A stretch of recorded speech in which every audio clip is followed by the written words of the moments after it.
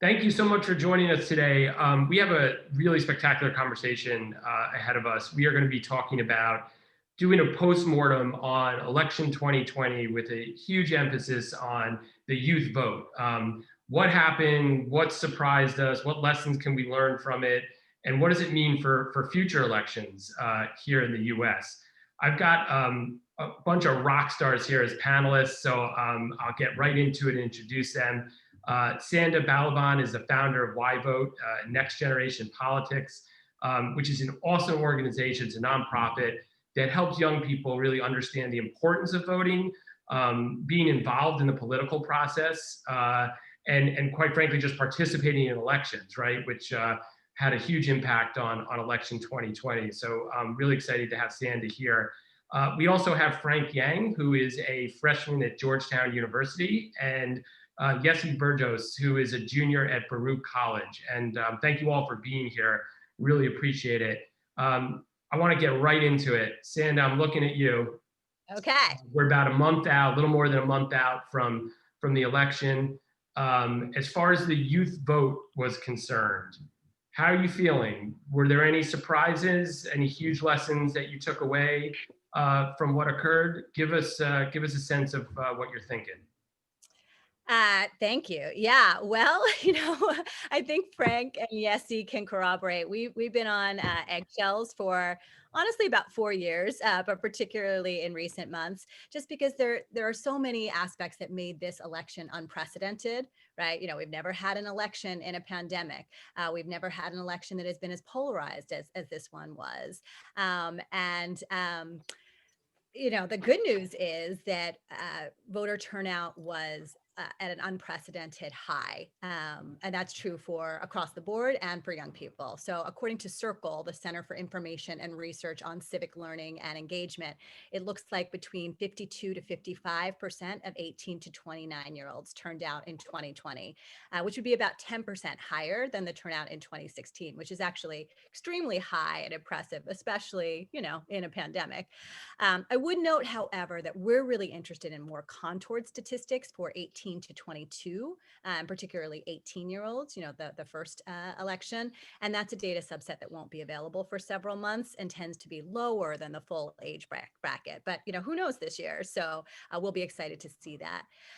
One thing that I am really interested in nationally, and for which there's not yet good research on, is what percentage of youth voted by mail, what percentage voted early, and what percent voted on election day. And that data will be really valuable in the future, beyond the pandemic. Many college campuses don't have campus polling sites, which has historically been a barrier to turnout. And, this year there were mail-in voting options that are not yet durable. Those would need to be legislated, to be permanent. And too often, in my opinion, people throw up their arms in the air and say, young people don't vote, rather than looking at what the real barriers are and what are the things that get in the way. So I think there's a lot to learn this year. This year was also really peculiar in that there were many competing pressures on young people around voting. Like there was much more messaging around voting that was youth oriented. It's hard to know how much that mattered, but we think it probably helped in creating awareness and positive messaging around the idea that voting is something important to do. But on the other side of the coin, Biden wasn't particularly exciting as a candidate for many young people. Plus, the election was just confusing, to many young people, to all people, to know what was the safest way to vote and to ensure that their vote was counted, which I'm sure was a deterrent to some. So we're still really sorting out what all the factors were and what the implications will be for future elections. But the signs are positive. Yeah, that's great. I mean, obviously things are pointing in the right direction, at least as far as turnout is concerned. Frank, I'd like to turn to you with this next question, and then Yessii, I'd love to get your input as well. This nation is obviously, it goes without saying, is very divided, right, politically, on many, many issues. And it seems we've gotten to a point where if two people don't see eye to eye on a set of issues, if they come from different political parties, they treat each other as enemies, right? Rather than agreeing to disagree on certain issues, compromising, and understanding that you just can't get everything that you want, especially when it comes to politics and when it comes to voting for a presidential candidate. So Frank, I wonder, what do we do about that? Like, how do we get back to a place? And I know this is something that you're focused on. How do we get back to a place where you can have a healthy debate with someone? You can understand their position, you can argue yours, but then you can sort of walk away compromising on whatever issue it is you're talking about. I'd love your input on that. Mhm. Yeah, so I was fortunate enough to take critical thinking class this semester, and a lot of the focus of that class was sort of being cognizant of the underlying motivations of why we enter discussions, why we enter arguments, what we look for when we uh, seek political engagement with other people, especially people we disagree with, right? And the biggest problem I see in that contributes to polarization right now in America is that people just don't have. Actually, the funny thing is that people have the same goals on both sides of the aisle. It's just that the goal is directly oppositional. It's to try to convert the other person to your side. That always seems to be the point of conversation these days, right? Too often you see conversations or dialogues where it's not really a dialogue. It's just, here's why you should believe I'm right. Here's why you should believe my side or my argument is correct, right? And that's really not productive. You have if you want to have a productive dialogue, you have to accept that there are people who don't agree with you, who are not going to, accede to whatever the person hosting dialogue believes in, and you have to be prepared for that. There's a lot of language going around about understanding, reaching out across the aisle, but you actually have to be committed to that and be aware of what your goals are. Again, what your subconscious goals are going into that conversation. Am I trying to convert someone to my side? Am I trying to, just listen to their points and their arguments and their experiences solely for the purpose of, retorting or, responding against them? And, you have to try to not do that, basically, right? You have to be aware that when I enter a conversation, right, just like when you're listening to your friend talk to you about an issue, you're not always giving advice, you're not always trying to tell them here's what you should do. Sometimes you're just there to talk to them, to be a shoulder to lean on and to just hear them out, right? And if we did that more in these individual dialogues that we have, because that's what's most important. This is a country of individuals, and it's these individual conversations and relationships that's going to rebuild this country, right, from this polarized mess that we're in right now. If we commit ourselves to those goals of I'm just going to try to understand you, I'm just going to try to hear you out, I'm walking into this conversation with the goal, with you converting you out of my mind, I'm not even going to think about that. I think that's going to do a lot to pull this country out of this hole that we're in right now.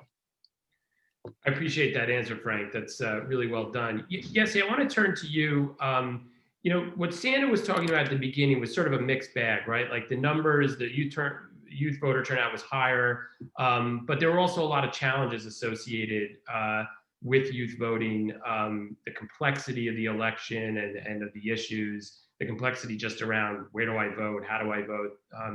So given the fact that we saw an increase in voter turnout, do you feel that that will be the norm moving forward for future elections?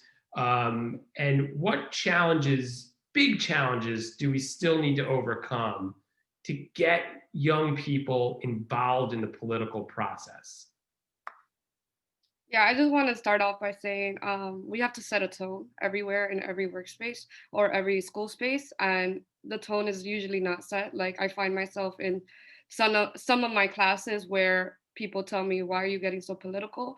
And I simply just say stuff like, oh, we should go out to vote. And it's not really that political, but people tend to disagree. When it comes to looking forward for voter turnout, I don't believe, unfortunately, that it'll continue unless we continue the conversation, given that a lot of people right now are very complacent and think that the issues are gone in a way. And we have to, like I said, continue these conversations, given that they're not even in our school spaces, in our workspaces, in our lives, in our family homes. And I find myself doing this by myself sometimes, and I can't we need to do this collaboratively and like together, given that one person can only do so much in a space. And young people have to know the tone of the political spectrum, the political process, everything around that, surrounding that, because then they won't know how to maneuver it once they need to do it. And it was crazy this year because a lot of my friends already knew that I was in this space working for voting, encouraging voting, and they were all just like messaging me about, oh, I'm going out to vote, but they didn't really message me about like midterm elections and other elections, local elections. So we also have to focus on those elections because those issues actually, those elected officials really affect us more, because everything is like schools are by local elections and like local budgets and like state budgets. So we have to really focus on those elections as well, not only the presidential election, especially with one of the most important elections for New York City coming up in June. Yeah, it's a great point. I think people don't everyone gets so caught up in the presidential race, but people, especially younger voters, don't tend to realize the importance of the local races as much. So I appreciate that. So we all know what's happened since the election and the allegation of fraud in the election process. My question, and I'll start with you, Sanda, is what impact do you think that will have on future voter turnout among young voters? Do you think it's going to suppress the vote? And if so, what do we do about it? Yes. Well, Ted, you've asked the $30 million question, in that there are 30 million 18 to 24-year-olds. So if I had a definitive answer to this, I'd take my act to Vegas. But I do think that it's a huge question and concern and a big motivator for our work at YVote.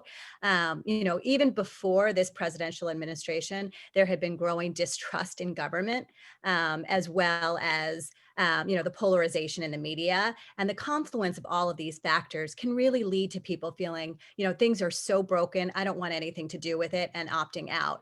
And at YVote, what we try to do is create a countervailing movement to sort of lean in and to recognize that the future is predicated on the choices and decisions, and the actions and the civic agency of young people. And so, much as Frank and Yessii have been saying, that's our work, is to ensure that voting is not something, it's not a once every 4-year phenomenon that we have, but that we have a continuing full court press. Again, not just about voting, but around youth civic engagement more broadly, the importance of local and state elections, as Yessii was saying, but more broadly to look at the notion of how you vote on things every day, like how you spend your time, how you spend your money, how you spend your likes on social media. And, just this connection of voting and voice and how they're part of a broader sense of civic agency and civic efficacy and civic resilience. And also to recognize this within the larger context of our history, that democracy is dynamic, and it's dependent on the ongoing everyday actions of everyday Americans. And we've seen, the vulnerability of our institutions in this election. And so there are these like parallel poles of American promise and peril. And in this election, historic turnout blended with historic attempts to suppress the vote, to intimidate voters, to delegitimize legally cast votes. And this is part of this larger, ongoing struggle for a more perfect union and to live up to our nation's founding commitments that have never yet been realized. And also to ensure that, we the people represents the full breadth of the American people amidst shifting demographics that are threatening to the status quo. So we think that the pressures are going to increase, unfortunately, not decrease, and that we need to be vigilant, and really recognize, how precious and fragile our democracy can be. We also need to counter false claims. You are more likely to be hit by lightning than to commit voter fraud. And so, when there are things said that sort of delegitimize sort of the valid votes that are cast, we need to stand up and we need to speak up to sort of counter those claims. This is a weighty issue, obviously. There's lots of challenges, obviously, and there's lots of different potential solutions. Frank and Yessii, I want to conclude the podcast with your thoughts on, we're post-presidential election, right? We're in the wake of that. We know, based on this discussion, all the challenges are ahead of us. If someone's listening to this and they're in that 18 to 24 age range, or even if they're older and they want to help address this issue, what's the one thing that they can do or start doing to start to be part of the solution instead of sitting on the sidelines, or even worse, being part of the problem? I can start off. Great. I think being well informed is very important, and this is very broad, but it can be very important given that if you're not well informed, then you'll just vote for whoever you want, and you'll tell your family to vote for whoever you want, and you'll advocate for voting without really knowing what voting really means, and that's important because I see this everywhere in my life. A lot of people are like, "Oh, I'm just gonna vote for this person because whatever, like no reason at all, just because maybe their last name or something, or they identify with what that person identifies with, which is like kind of scary because they're not reading on what that person is actually doing. So just getting well informed and like looking at websites such as ours, YVoteNewYork.org, to see like what they can do, use scorecards and get well informed. I think that's my big push anywhere I go. That's great. How about you, Frank? Yeah, following from the thread I was on, for the last question that you were asking me, I think, just like whenever you make any commitment, right, to any goal, any mission, uh, you always have to be, aware of what you want out of, this commitment, right? I think for us in, the, voter turnout, I want to say voter turnout industry. It's not exactly an industry, but, those of us who are involved in improving voter turnout, we have this very explicit goal of, we want to reach as many people as possible. We want to inform as many people as possible. And we want to get as many people to be, as, as Yessii said, be aware of the issues that they care about, right? And for individual voters, they're not always, I think this is, I'm pretty safe in saying that, they're not always as committed, as driven as we are about these issues, right? And so being aware of what your role is as, as a voter, as someone who is passionate about this topic, but, isn't willing to give like 100% of their energy to this cause, right? Who, has other things to do, has other commitments, right? And so, when people, the voter turnout campaign is just one of the like myriad of campaigns out there telling you to do something right now, right? And so finding what the place of that commitment, the commitment to vote, the commitment to be aware of and be informed about, the issues and the politics of our day, and fitting that into your schedule of like, this is my life and this is all the things that I care about, right? Where am I going to fit this in? How am I going to proportion